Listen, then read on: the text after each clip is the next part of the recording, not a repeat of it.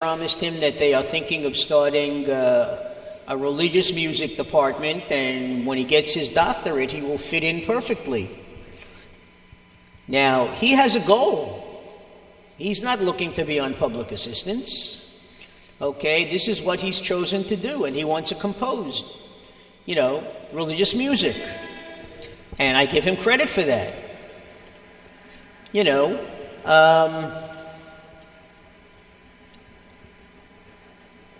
Other than that, God providing, as I said in the blurb, is God the government? Because for many people, they believe that God is the government. And I'm not pointing to Obama, because every president has done things like this.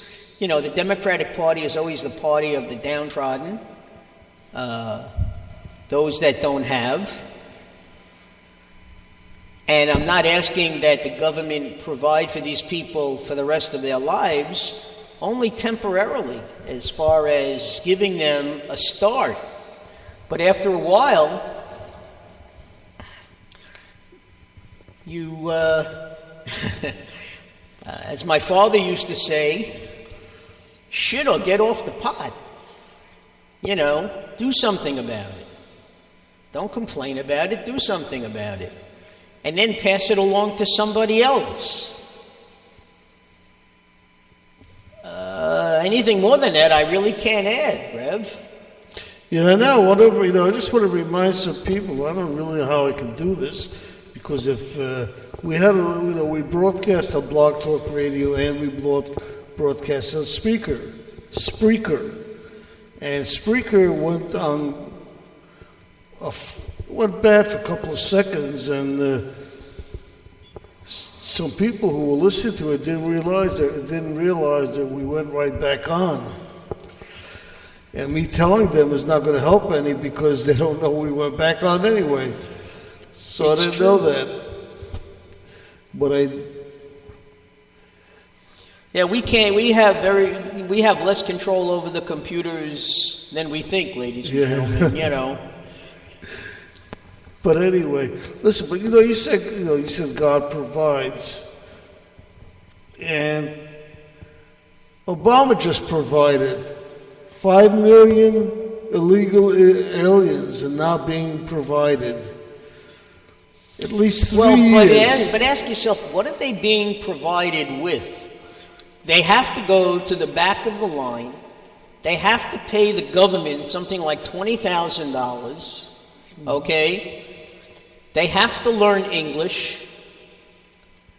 They have to show that they have a job.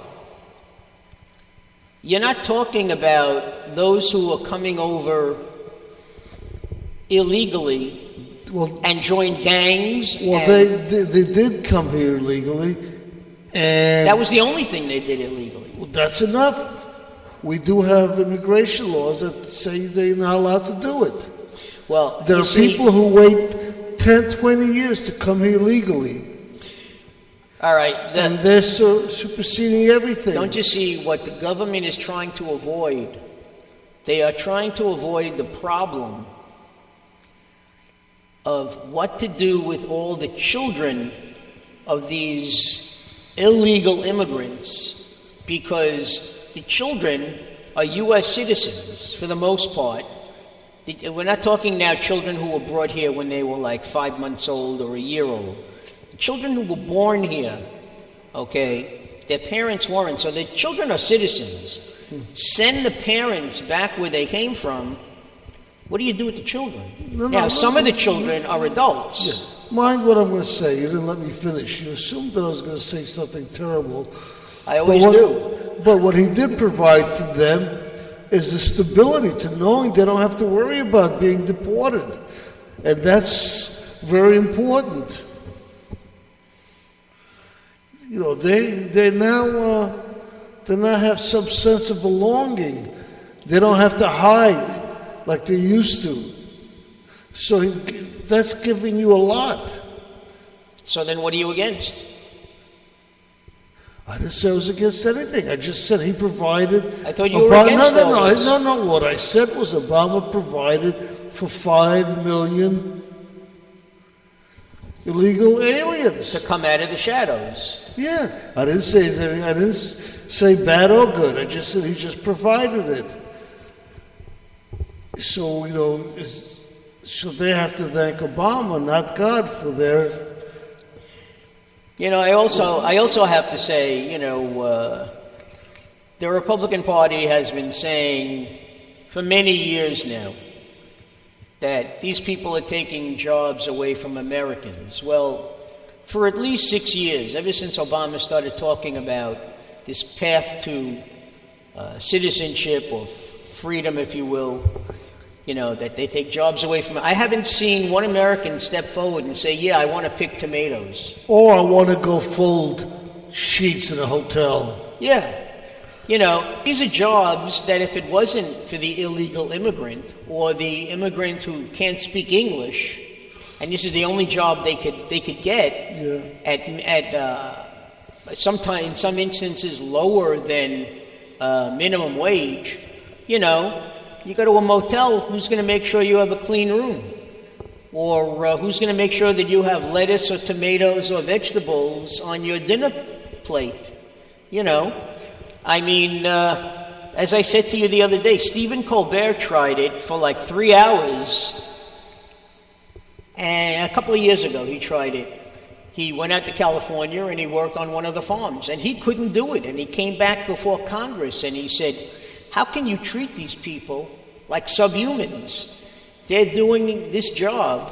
He said, I couldn't do it. And at least he tried it.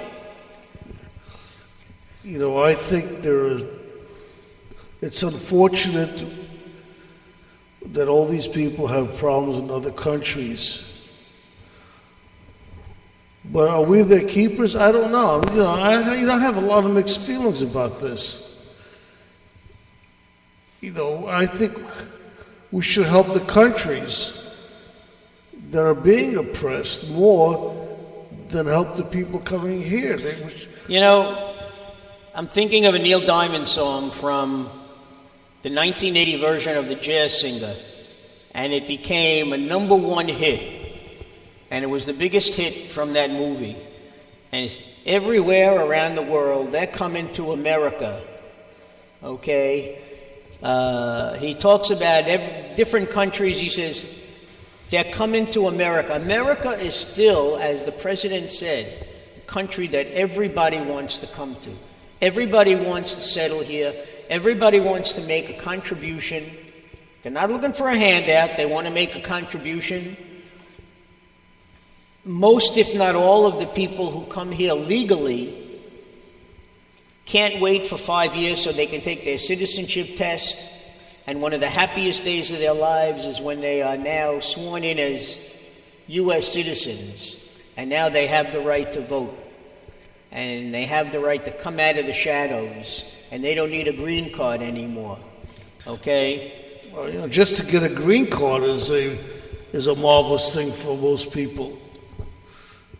It's very important to them. But again, but we have, in the United States, we have a lot of problems. Now, do you know how many people are actually unemployed in this country? I don't. No, I don't. I just know the percentage is 5.8, but I do know that that's not the true figure because many people are working, 2 part-time jobs, and many people stopped reporting for unemployment. I really don't know. Well, the figure I think is 19% that are actually unemployed. But what that's equivalent to people, that's millions of people in the United States are unemployed. I forget the exact number. Somebody mentioned it to me, and it's a tremendous amount of people who are not working. It's unbelievable. Just think about it. 19% of the workforce is probably not working. If I'm wrong and somebody knows the numbers, please correct me because I didn't look this up. This just came out of my mind, I figure, hearing it somewhere. That's a lot of people.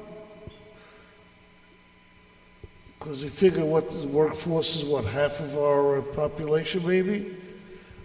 I don't know. Hard to say. I don't know, but it's a lot of people to have 90% of your workforce unemployed. Well, look at it this way. Let's assume, and again, we all know the old saying about assuming, but let's assume there were 1 billion people in America. Okay? How much? 1 billion. Ooh. I don't know. That may be way off. It is way off. It's 360 million or something. Oh, it's way too high? Way too high. All right, so let's say even 400 million people. 10% of 400 million is 40 million people. Excuse me, 20% of 400 million people is 80 million people. You're assuming that 80 million people in this country are unemployed. No. You just said 20%. Of the working force. Okay, well, so our numbers are screwed up because we don't know the actual numbers. But still, I know the Rev is here looking up statistics while I'm... 91.8 million people. That's how many people are not working in America. 91.8 million? So how far was I when I said 80? No, you were right. Yeah, when I said 80. It's even worse. It is. I can't... I'm looking at this because I Googled it, obviously. Otherwise, I wouldn't know.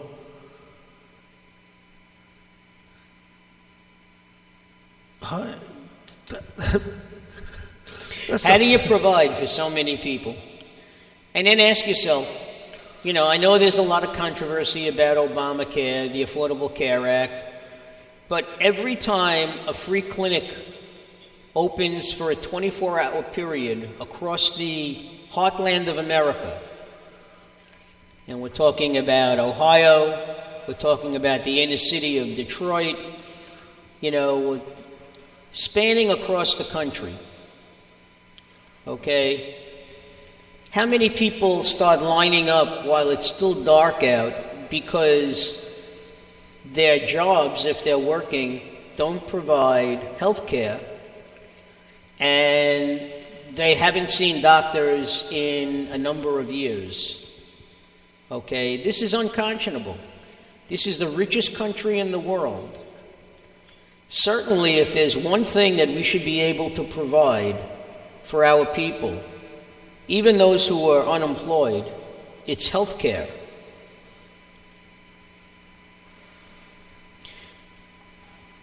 But I think it's a lot worse for those who are working and they just can't afford to pay the rates for coverage. So they go without seeing a dentist, they go without seeing a doctor. Who knows what diseases they might have contracted or how bad they might be. It's just an awful thing to think about. Now, in the past, when we've done Felix and the Doc, we've discussed things. Felix was one of the first to bring up this VAT tax that they have in Canada and in England, where no matter what you buy, you're taxed a certain amount, and that money goes for nationalized health care, socialized medicine. And it seems to work in all of these countries. And the one complaint that America has against that is that when people in other countries get sick, where do they go? They want to come here because America is where all of the research is being done. A lot of research gets done here, yeah. The government funds a lot of research to a lot of different hospitals and medical schools, all right? Now, that may be true. But, tell that to somebody who suffers from, heart disease. And let's say their heart, they don't need a transplant or anything right now, but they can't get the medicines that they need because they just can't get to see a doctor. If it's not managed, eventually it becomes much worse, and then they get on that list for a transplant. That's what you want to avoid. That's true. Absolutely.